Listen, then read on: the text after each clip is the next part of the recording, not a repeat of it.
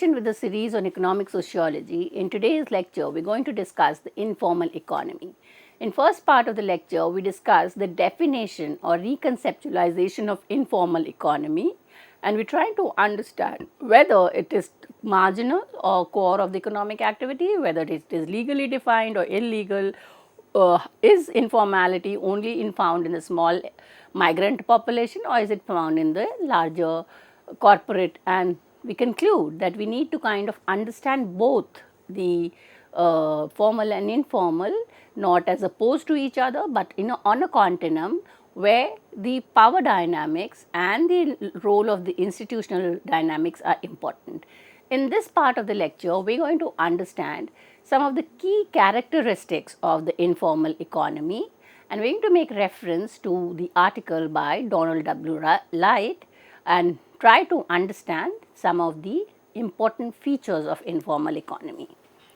So, the traditional definition of the informal economy as unregulated, small scale and marginal economy activity has been challenged. This challenge exists across various sectors, including corporate and global market. Therefore, the necessity to identify and extrapolate key characteristics that define informal economic behavior beyond legal distinction. Recognizing the continuum between informal and formal economy is essential for understanding contemporary economic dynamics.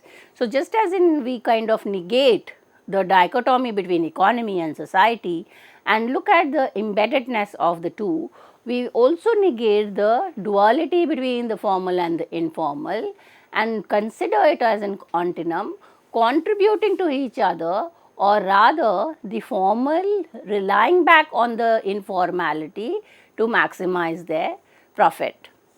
Now, let us look into what are the key factors that has been extrapolated in the article by Donald W. Light. He kind of uses a framework for analyzing informality beyond legal boundaries, like touching on elements such as number one, a restrictive institutional environment of which laws and regulations are key part. So, now this feature is important because in the traditional definition, informals were considered as unregulated and formal was considered as regulation. Now, we will see how the so-called formal sector kind of evades the legal setup or regulated setup and uses formality for their benefit. The second characteristic of the informal economy is that a network based embeddedness. Third, informal personal work. Fourth, pay for performance. Fifth, flexible exchange of value and not necessarily money. So, we can talk about social capital, the cultural capital, and not only monetary value. And the most important is the entrepreneurship that exploits opportunity. Now, by looking into the 6 characteristics, we will have a clear understanding of how a new understanding of the informal economy has emerged. So, when we look into the restrictive institutional environment, it including laws, regulations and bureaucratic controls do not necessarily eliminate economic activity, but instead push it into the informal network. So, those with small capital, small entrepreneurs or small retailers or businessmen, if they are not able to kind of take benefit of the existing legal system, they will then not be allowed to operate within the formal setup. So, they are pushed to the informal sector. Strict licensing requirement, high taxes and extensive paperwork increases the cost of doing business, pushing small entrepreneurs into informality.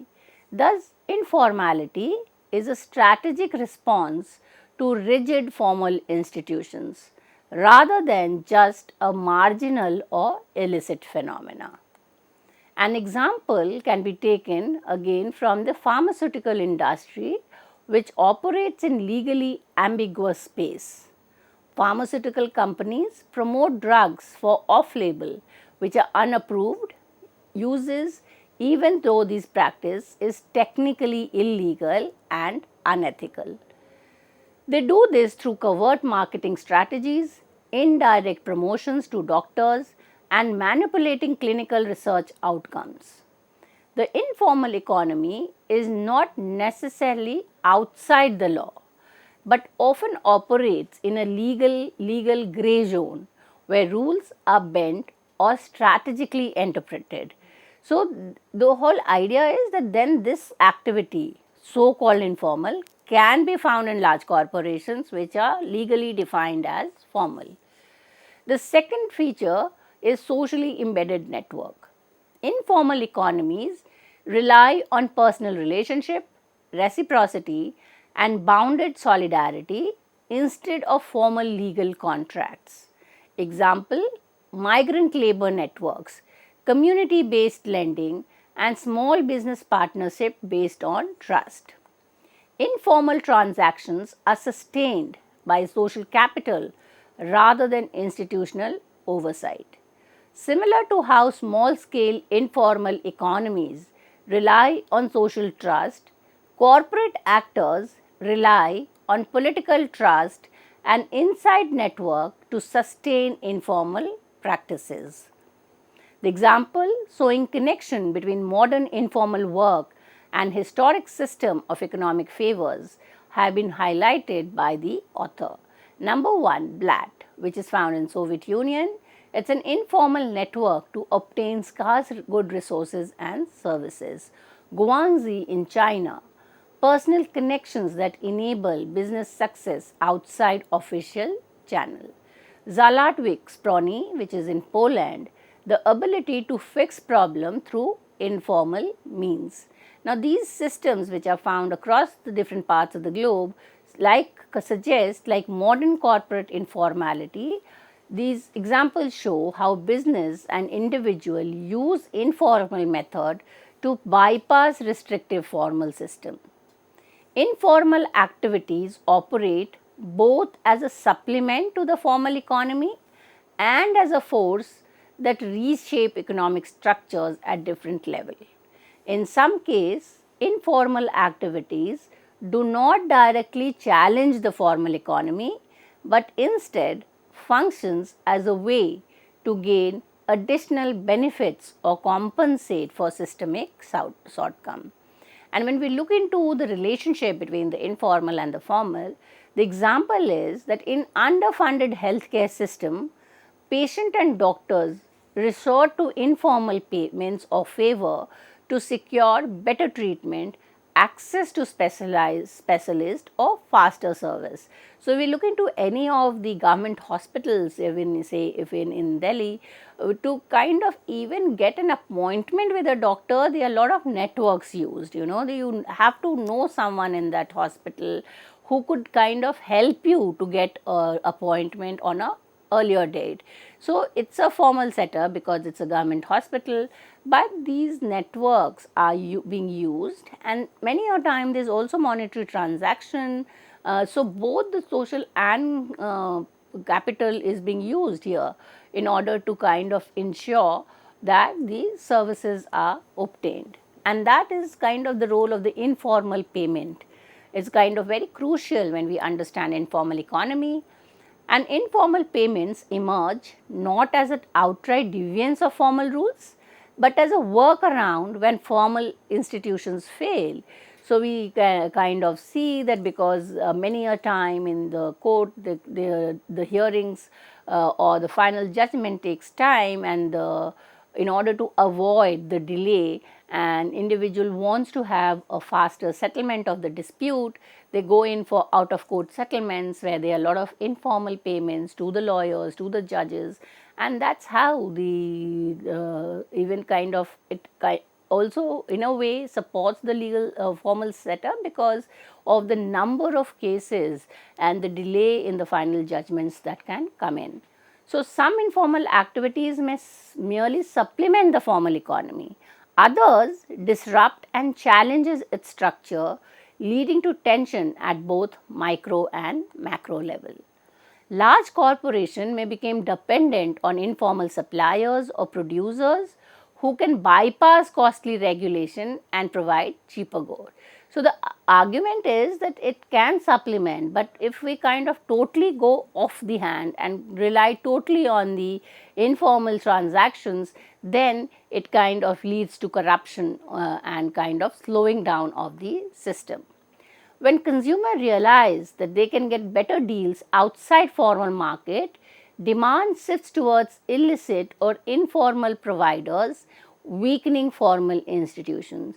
So we know that if you can get an appointment by kind of paying off illegal payment or by social network, then the people generally tends to kind of not go in for taking appointments, or kind of the system therefore on its own does not stand of any meaning if it is not of any use.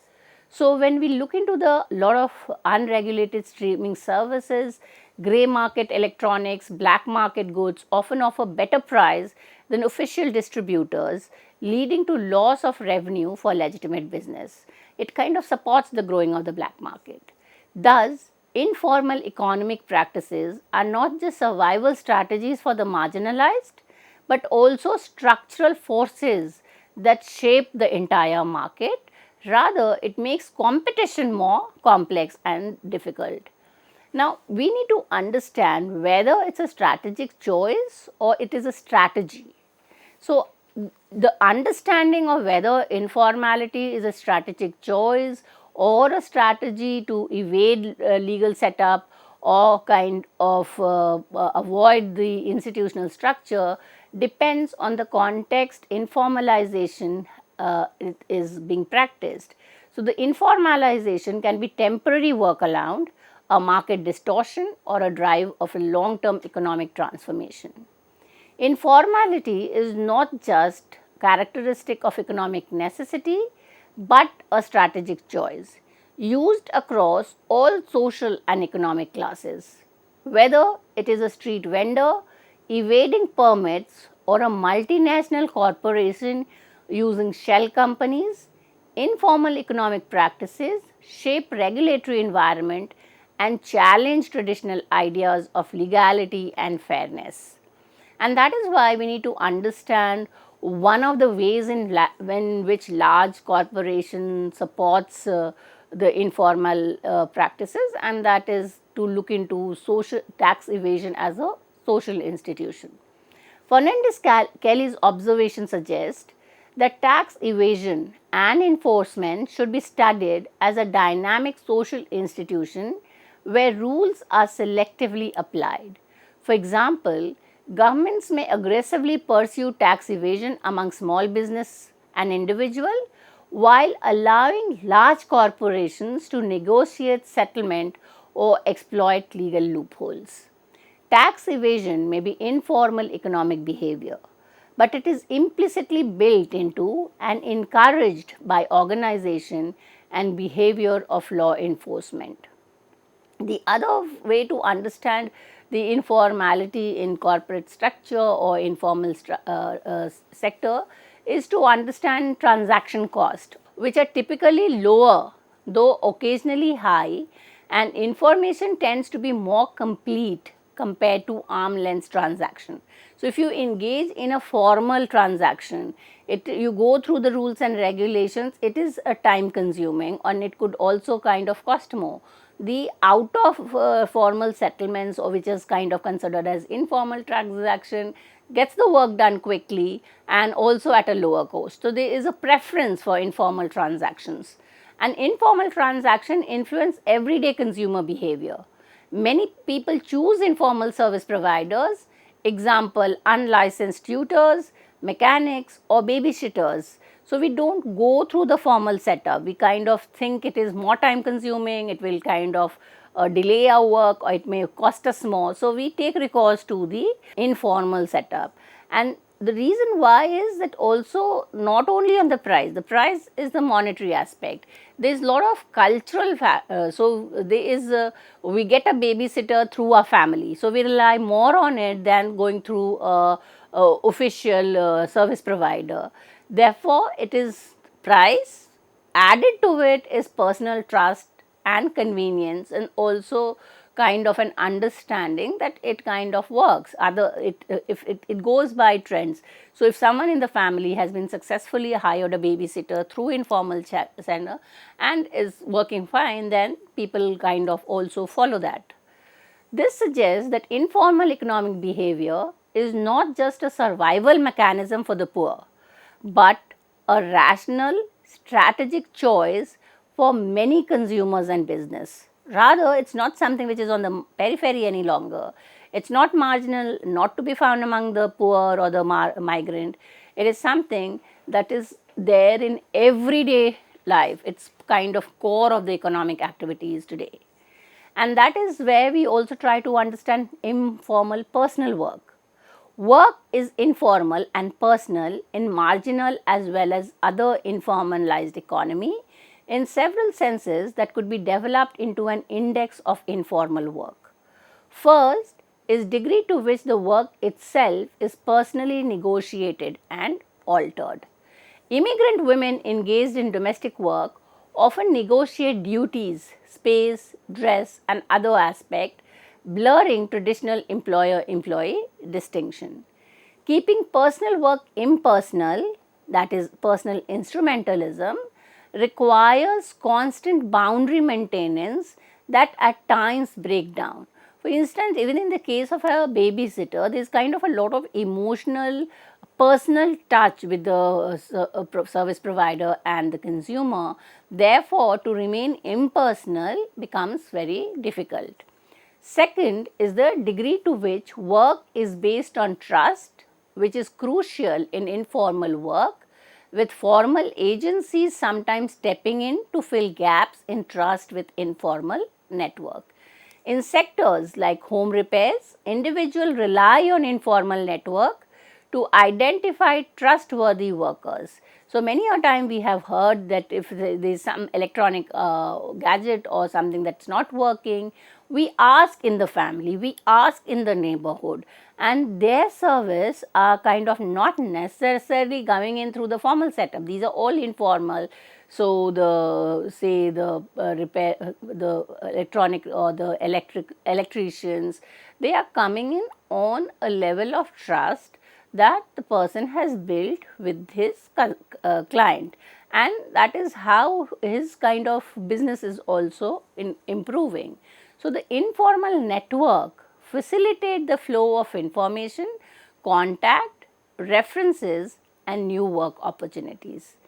People rely on informal network to acquire technical, cultural and interpersonal skills. The third is the degree to which channel of information, contact, reference and new work are informal. Fourth is the degree to which people rely on informal relation to gain all kinds of information. Hodengu Sotelo emphasizes the role of the invisible parallel universe of women who do domestic work, teaching new immigrants the skills of work and also interpersonal and cultural skills. Fifth, work is informal and personal to the degree that culture plays a role, especially the ability to read the cues of customers from different cultures and classes and establish personal connections or even relations. Personal relationship, many unstated norms prevail.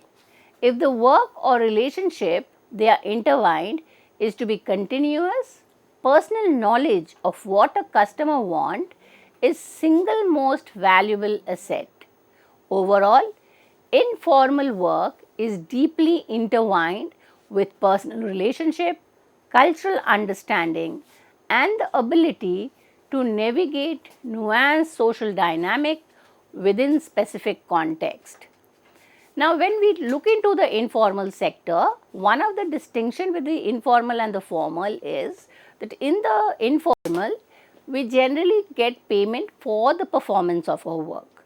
So, research on employers in migrant and ethnic enclaves reveals a payment system based solely on the productivity devoid of benefits like insurance or pension. Piecework dominates, emphasizing minimal capital investment and neglecting workers' rights and safety regulations. Contract workers evaluated by batch performance lack supportive social network but enjoy autonomy. Subcontracting, including gender preference favoring women, persists despite regularly oversight as states prioritize job creation and revenue. So, there is a flexible exchange of value. In the informal sector, exchange goes beyond money to include relationship and cultural norms. Flexible exchanges driven by social capital and trust foster interdependency and unique transaction. Trustworthiness is valued alongside enforceable trust, reflecting the informal nature of these transactions. Creative notions of compensation and barter abound, reflecting the dynamic and the off record nature of informal economic activities. The sixth characteristic of the informal economy is entrepreneurship.